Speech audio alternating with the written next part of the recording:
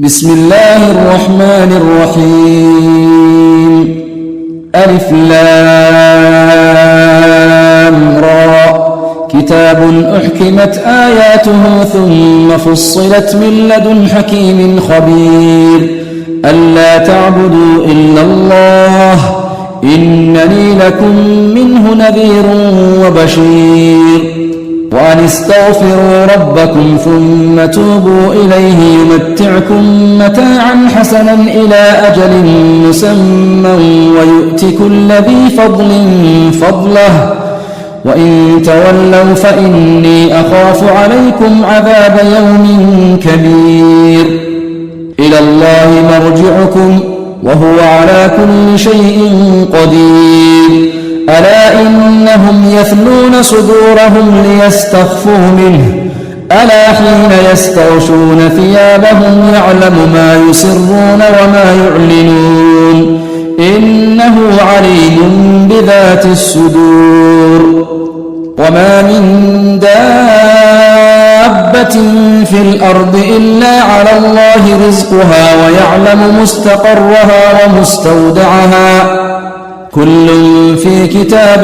مبين. وهو الذي خلق السماوات والأرض في 6 أيام وكان عرشه على الماء ليبلوكم أيكم أحسن عملا.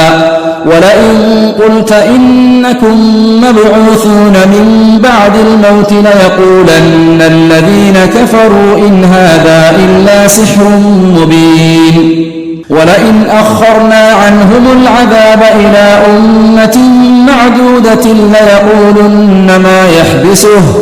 ألا يوم يأتيهم ليس مصروفا عنهم وحاق بهم ما كانوا به يستهزئون. ولئن أذقنا الإنسان منا رحمة ثم نزعناها منه إنه ليئوس كفور. ولئن أذقناه نعماء بعد ضراء مسته ليقولن ذهب السيئات عني إنه لفرح فخور. إلا الذين صبروا وعملوا الصالحات أولئك لهم مغفرة وأجر كبير. فلعلك تارك بعض ما يوحى إليك وضائق به صدرك أن يقولوا لولا أنزل عليه كنز أو جاء معه ملك إنما أنت نذير والله على كل شيء وكيل. أم يقولون افتراه قل فأتوا ب10 سور مثله مفتريات وادعوا من استطعتم من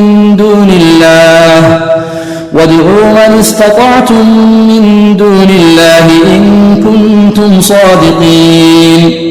فإن لم يستجيبوا لكم فاعلموا أنما أنزل بعلم الله وأن لا إله إلا هو فهل أنتم مسلمون. من كان يريد الحياة الدنيا وزينتها نوف إليهم أعمالهم فيها وهم فيها لا يبخسون.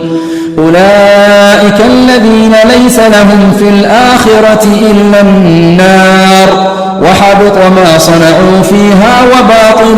ما كانوا يعملون. أفمن كان على بينة من ربه ويتلوه شاهد منه ومن قبله كتاب موسى إماما ورحمة أولئك يؤمنون به. ومن يكفر به من الأحزاب فالنار موعده فلا تك في مرية منه إنه الحق من ربك ولكن أكثر الناس لا يؤمنون. ومن أظلم ممن افترى على الله كذبا أولئك يعرضون على ربهم ويقول الأشهاد هؤلاء الذين كذبوا على ربهم ألا لعنة الله على الظالمين. الذين يصدون عن سبيل الله ويبغونها عوجا وهم بالآخرة هم كافرون أولئك لم يكونوا معجزين في الأرض وما كان لهم من دون الله من أولياء يضاعف لهم العذاب ما كانوا يستطيعون السمع وما كانوا يبصرون أولئك الذين خسروا أنفسهم وضل عنهم ما كانوا يفترون لا جرم أنهم في الآخرة هم الأخسرون إن الذين آمنوا وعملوا الصالحات وأخبتوا إلى ربهم أولئك أصحاب الجنة هم فيها خالدون مثل الفريقين كالأعمى والأصم والبصير والسميع هل يستويان مثلا أفلا تذكرون ولقد أرسلنا نوحا إلى قومه إني لكم نذير مبين ألا تعبدوا إلا الله إني أخاف عليكم عذاب يوم أليم فقال الملأ الذين كفروا من قومه ما نراك إلا بشرا مثلنا وما نراك اتبعك إلا الذين هم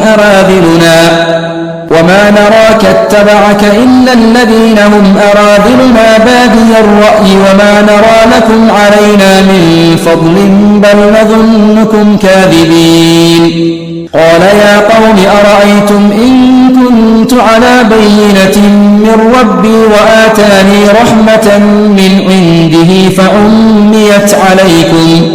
أنلزمكموها وأنتم لها كارهون ويا قوم لا أسألكم عليه مالا إن أجري إلا على الله وما أنا بطارد الذين آمنوا إنهم ملاقو ربهم ولكني أراكم قوما تجهلون ويا قوم من ينصرني من الله إن طردتهم أفلا تذكرون ولا أقول لكم عندي خزائن الله ولا أعلم الغيب ولا أقول إني ملك ولا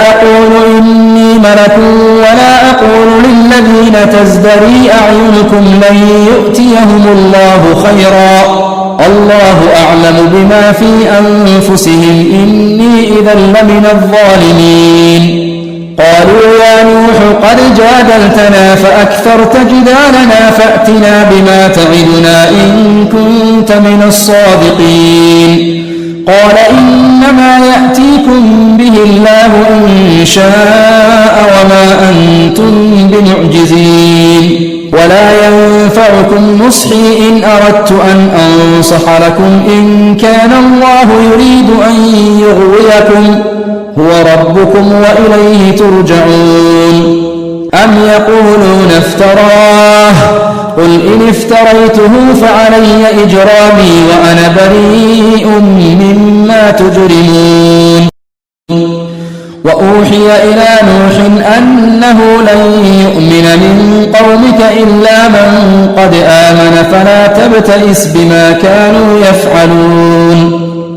واصنع الفلك بأعيننا ووحينا ولا تخاطبني في الذين ظلموا إنهم مغرقون ويصنع الفلك وكلما مر عليه ملأ من قومه سخروا منه قال إن تسخروا منا فإنا نسخر منكم كما تسخرون فسوف تعلمون من يأتيه عذاب يخزيه ويحل عليه عذاب مقيم حتى إذا جاء أمرنا وفارت النور قل نحمل فيها من كل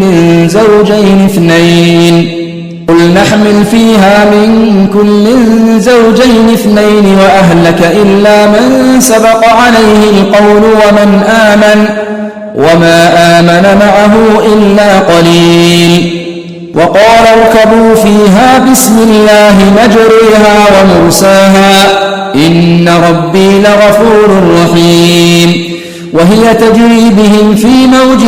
كالجبال ونادى نوح ابنه وكان في معزل يا بني اركب معنا ولا تكن مع الكافرين قال سآوي إلى جبل يعصمني من الماء قال لا عاصم اليوم من أمر الله إلا من رحم وحال بينهما الموج فكان من المغرقين وقيل يا أرض ابلعي ماءك ويا سماء أقلعي وغيض الماء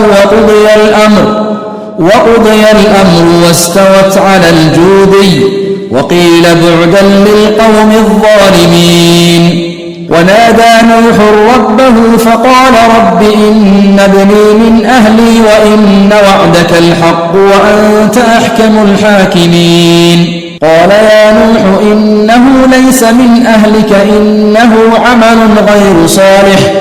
فلا تسألني ما ليس لك به علم إني أعظك أن تكون من الجاهلين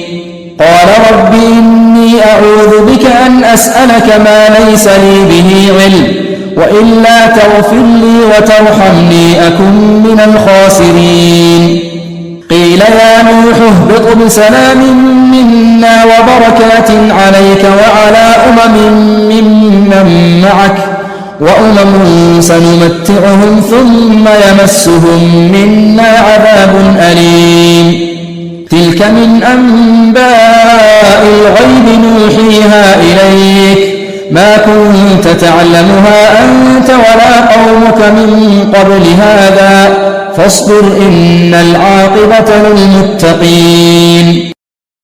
وإلى عاد أخاهم هودا قال يا قوم اعبدوا الله ما لكم من إله غيره إن أنتم إلا مفترون يا قوم لا أسألكم عليه أجرا إن أجري إلا على الذي فطرني أفلا تعقلون ويا قوم استغفروا ربكم ثم توبوا إليه يرسل السماء عليكم مدرارا ويزدكم قوة إلى قوتكم ولا تتولوا مجرمين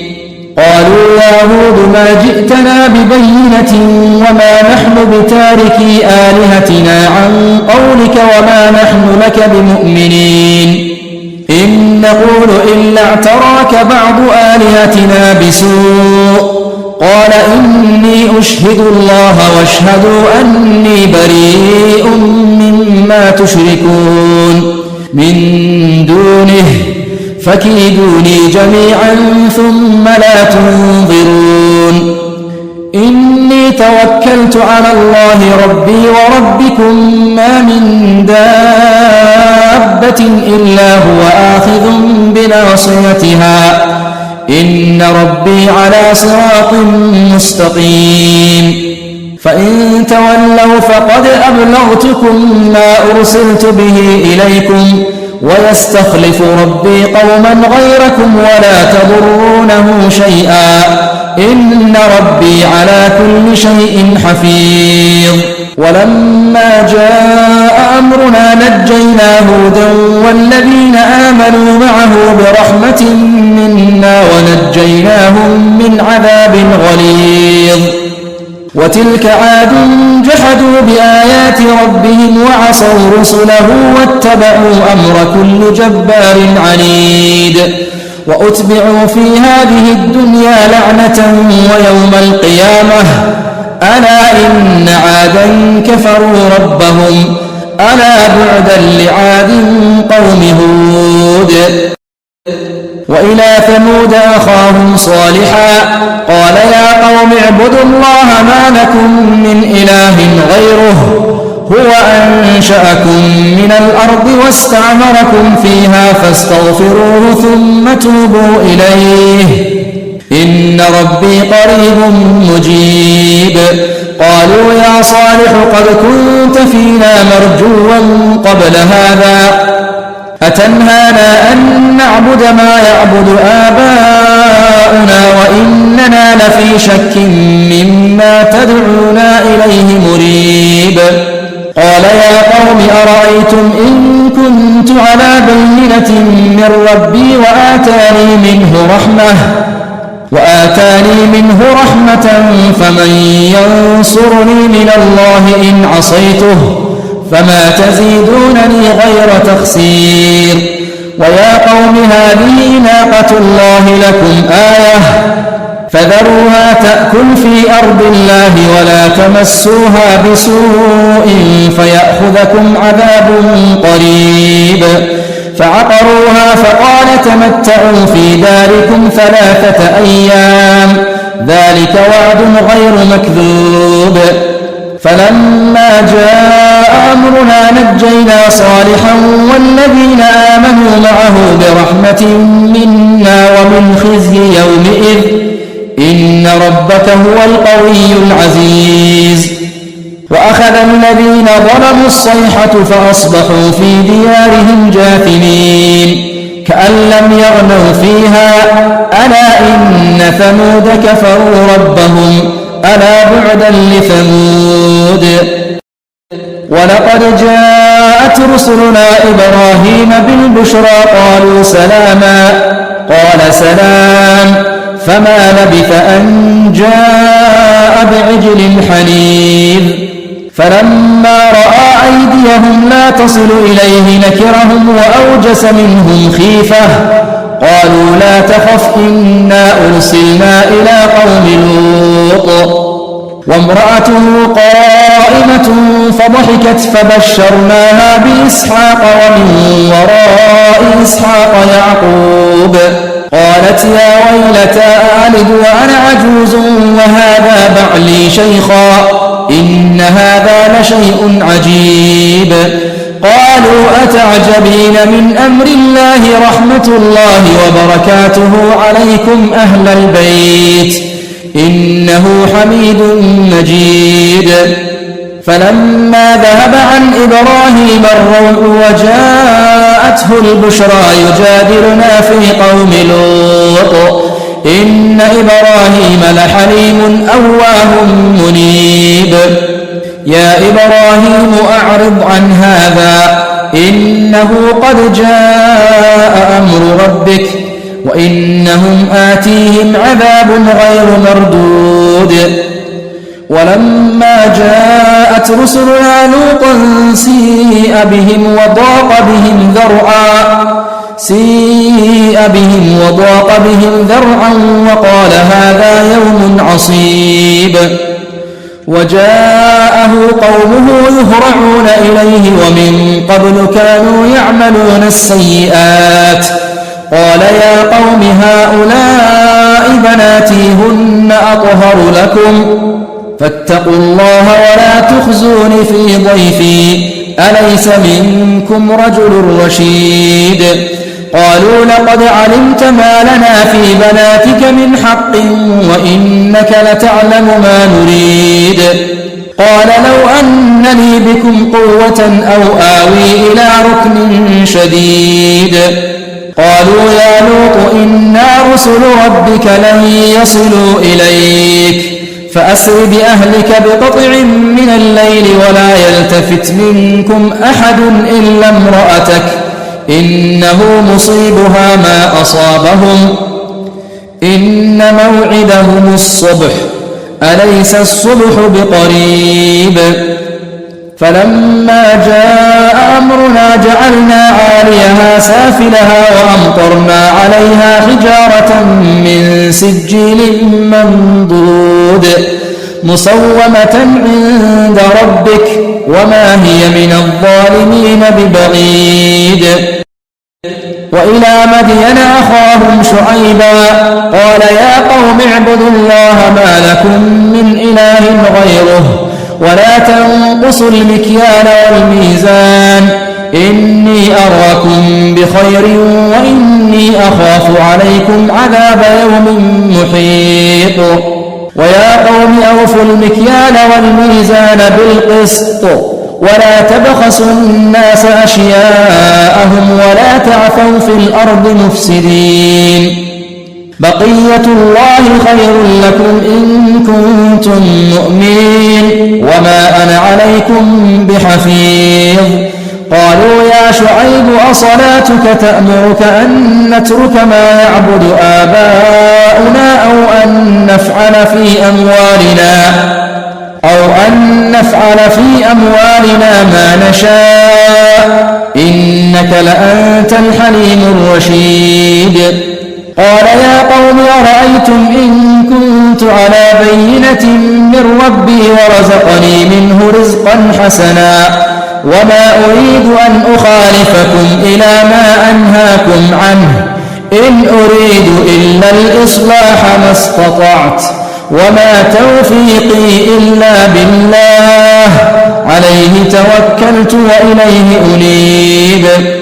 ويا قوم لا يجرمنكم شقاقي أن يصيبكم مثل ما أصاب قوم نوح أو قوم هود أو قوم صالح وما قوم لوط منكم ببعيد واستغفروا ربكم ثم توبوا إليه إن ربي رحيم ودود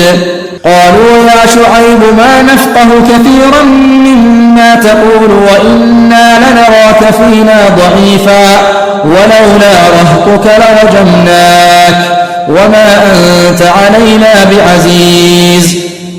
قال يا قوم أرهطي أعز عليكم من الله واتخذتموه وراءكم ظهريا إن ربي بما تعملون محيط ويا قوم اعملوا على مكانتكم إني عامل سوف تعلمون من يأتيه عذاب يخزيه ومن هو كاذب وارتقبوا إني معكم رقيب ولما جاء أمرنا نجينا شعيبا والذين آمنوا معه برحمة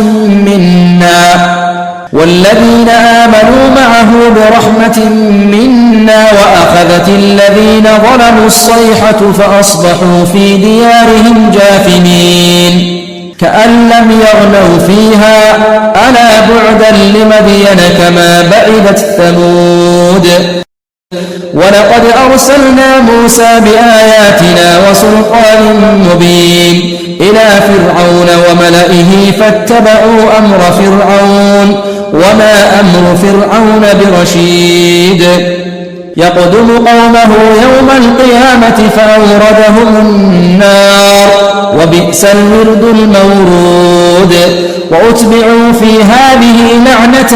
ويوم القيامة بئس الرفد المرفود ذلك من أنباء القرى نقصه عليك منها قائم وحصيد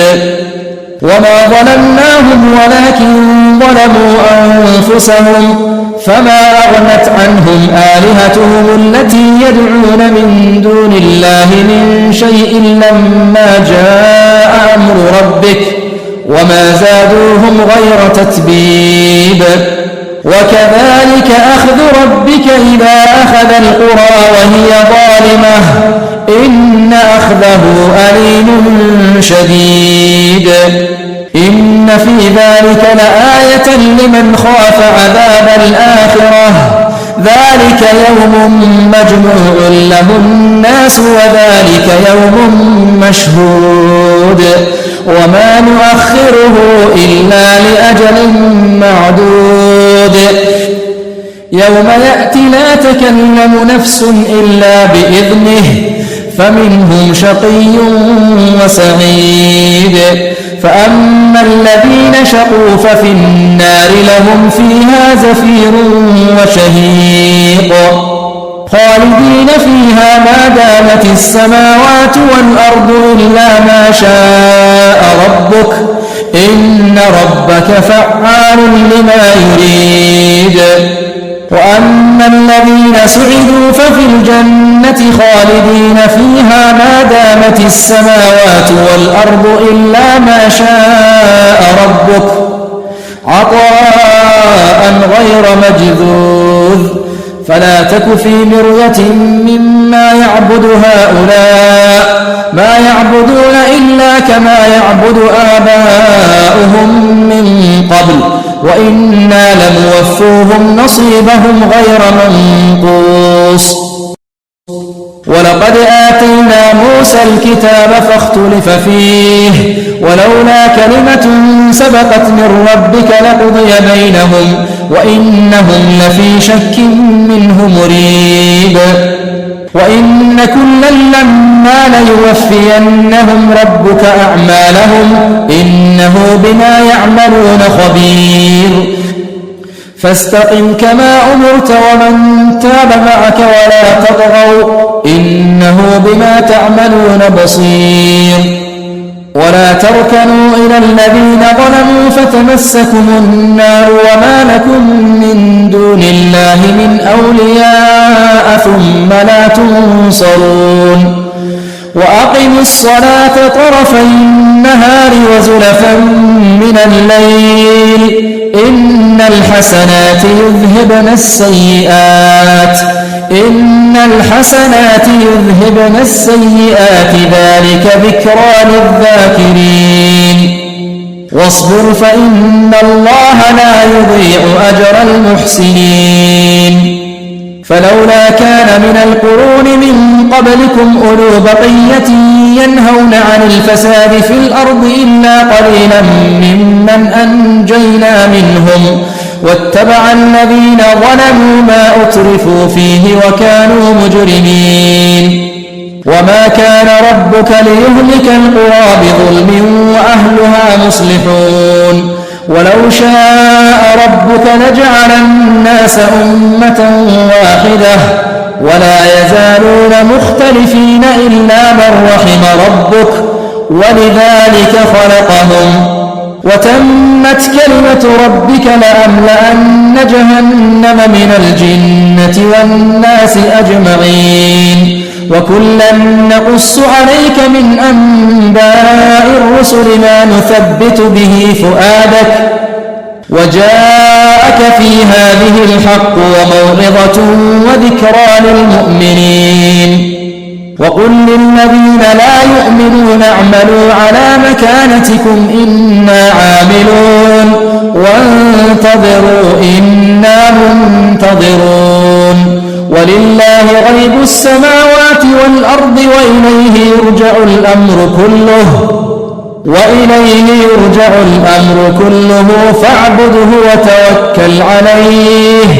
وما ربك بغافل عما تعملون